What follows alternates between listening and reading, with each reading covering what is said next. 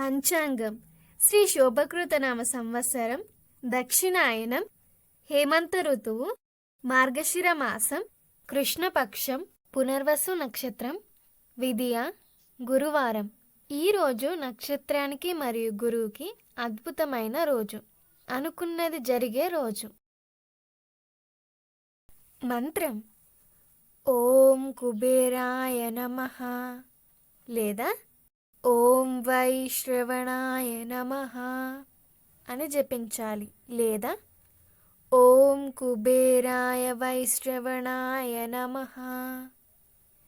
ఈ మంత్రాన్ని జపించడం వలన ధన ధాన్యాలు వృద్ధి జరుగుతాయి, చేసే పనిలో అభివృద్ధి కలుగుతుంది, ఐశ్వర్యం అభివృద్ధి చెందుతుంది.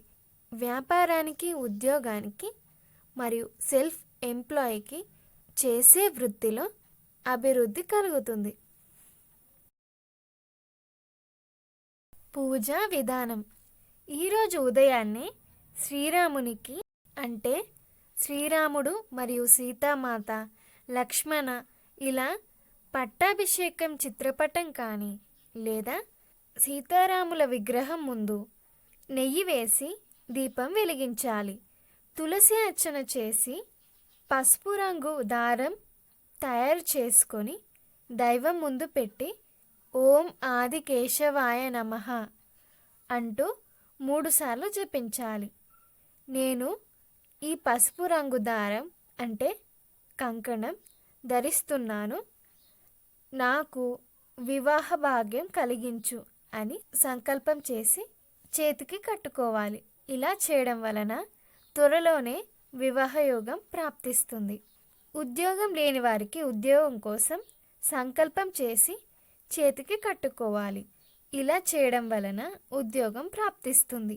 ఆ కంకణం అమ్మా నాన్నల చేతుల మీదుగా మీ చేతికి కట్టించుకోవడం వలన చాలా శుభం కలుగుతుంది, లేదా మనంతల మనమే కట్టుకోవచ్చు.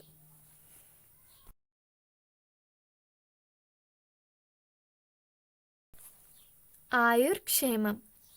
ఈరోజు ఆయుర్క్షేమంలో మిరియాల గురించి తెలుసుకుంటున్నాం. పూర్వంలో మిరియాల కోసం యుద్ధాలే జరిగాయట, మరియు బంగారం సమాన బరువుతో ఆ మిరియాలు కొనేవారట. మిరియాలు ప్రసాదంలో కానీ లేదా ఆహారంలో కానీ వస్తే తినకుండా ఉంటారు, కానీ మిరియాలు తినడం వల్ల చాలా లాభాలుంటాయి. మిరియాల లాభాలు: ఆరోగ్యరీత్యా ఎంతో ఉపయోగం, యాంటీ ఏజింగ్గా పనిచేస్తుంది, లివర్ ఫంక్షన్కి, లివర్లో వైరస్ ఉన్నా, లివర్ రిలేటెడ్ రోగాలు ఉన్నా దూరం అవుతాయి. ఎక్కువగా తినడం వలన వేరే ప్రాబ్లమ్స్ వస్తాయి. రోజుకి 1 లేదా 2 మిరియాలు తినాలి.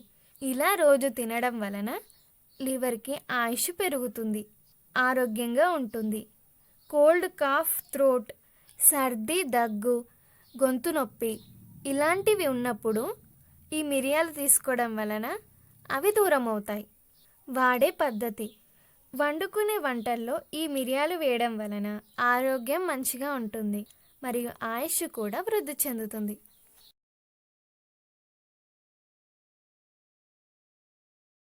యోగక్షేమం. ఈరోజు సాయంత్రం మార్గరి మహాలక్ష్మి వ్రతం అంటే మార్గశిర లక్ష్మీ వ్రతం 3వ గురువారం కావున మార్గశిర లక్ష్మీ వ్రతాన్ని ఆచరించాలి. ఆచరించిన తరువాత ఒక కంచం తీసుకొని దానిలో కుంకుమ వేసి కొన్ని నీళ్లు పోసి కలిపి అందులో ఒక ఆకు పెట్టి దానిపై కర్పూరం పెట్టి దీపం వెలిగించాలి. ఇంటి సింహద్వారానికి హారతి ఇచ్చి తదుపరి కర్పూర దీపం కొండెక్కాక ఆ నీటిని తులసి చెట్టుకి కానీ లేదా ఇంటి బయట పోయాలి. తదనంతరం లక్ష్మీదేవిని పూజించి తీర్థ నైవేద్యాలు పెట్టి కుంకుమార్చన చేయాలి. తదుపరి ఆ కుంకుమలో తేనె కలిపి ఇంటి సింహద్వారానికి ఆ కుంకుమని పెట్టి మరియు తులసి కోటకి కూడా పెట్టి తదుపరి ఆ కుంకుమని నుదిటిపై ధరించాలి. పూజ అంతా అయ్యాక తీర్థ ప్రసాదాలు స్వీకరించాలి.